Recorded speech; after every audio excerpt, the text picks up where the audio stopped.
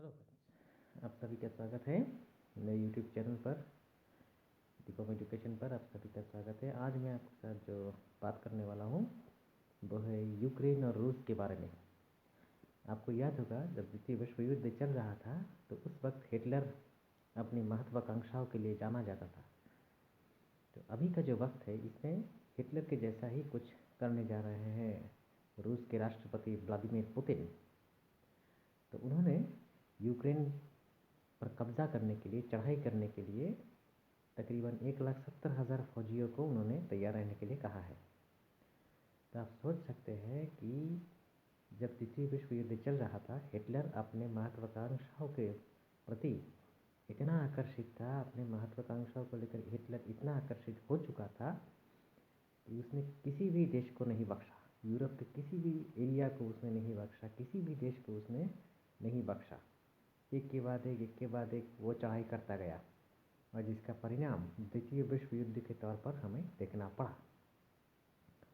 Hitler की इतनी महत्वाकांक्षाएं बढ़ चुकी थी कि वो एक एक करके सारे विश्व में सारी जगहों पर कब्जा करना चाहता था।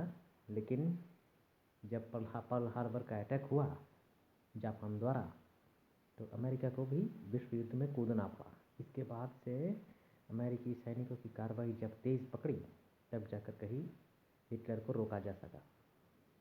तो वह यहाँ पर भी ऐसा ही कुछ है जो रूस के राष्ट्रपति व्लादिमीर पुतिन करना चाहते हैं। उन्होंने जो कुछ भी उन्होंने शुरू किया है पिछले कई दिनों से, देखा जा रहा है कि यूक्रेन की बॉर्डर को रूसी सेनाओं ने चारों तरफ से घेर लिया है। तो मुझे ऐसा लगता है कि पुतिन अब यूक्रेन को हथियाना चाहते हैं, क्योंकि आप सबको मालूम है जब कोल्ड वॉर का वक्त चला और हमारी दुनिया में जब कोल्ड वॉर हुआ था रशिया और माफ़ी चाहूँगा यूएसएसआर और अमेरिका के बीच में, तो अमेरिका ने रूस को, यूएसएसआर को तोड़ा, खंड किया और उसको कई भागों में बांटा। कई देश कोल्ड वॉर के बाद अस्तित्व में आए, जिसमें रूस के कई हिस्से भी अलग होकर देश बने। यूएसएसआर से अलग होकर कई देश बने, जैसे यूक्रेन, लिथुआनिया, और कई सारे देश बने। तो ऐसा लग रहा है कि पुतिन अपने देश को वापस यूएसएसआर की तरह बनाना चाहते हैं, जिसके लिए वो कमर कस चुके हैं।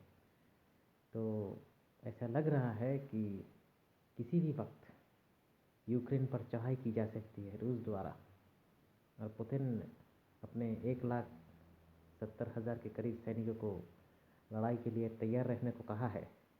किसी भी वक्त आदेश मिल सकता है रूस के जवानों को यूक्रेन पर चढ़ाई करने के लिए। तो मुझे ऐसा लगता है कि पुतिन की महत्वाकांक्षाएं दिन ब दिन बढ़ती जा रही है और पुतिन के इन हरकतों पर लगाम लगाना बेहद ज़रूरी हो चला है। अगर पुतिन के इन हरकतों पर लगाम न लगाया जाए और पुतिन को कंट्रोल में ना लिया जाए तो आने वाला वक्त इस दुनिया के लिए ठीक नहीं होगा। भगवान उनको सद्बुद्धि दे, पुतिन को सद्बुद्धि दे, यही मेरी आशा है। नमस्कार, धन्यवाद।